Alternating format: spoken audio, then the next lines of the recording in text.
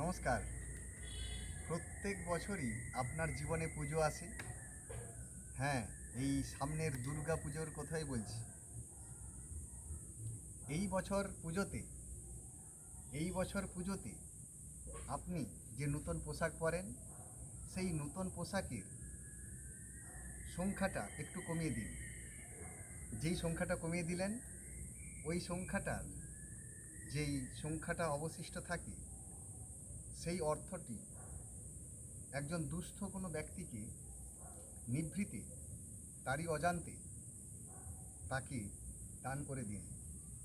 কিন্তু হ্যাঁ, এটা মনে রাখুন, ওই সময় কোনো ফটো নয়, কোনো সেলফি নয়। দেখুন, ওকে যে আপনি দান করলেন, যেই মানসিক শান্তি আপনি পাবেন, এই বছরের পুজোটাই আপনার স্মরণীয় হয়ে থাকবে আপনার জীবনে।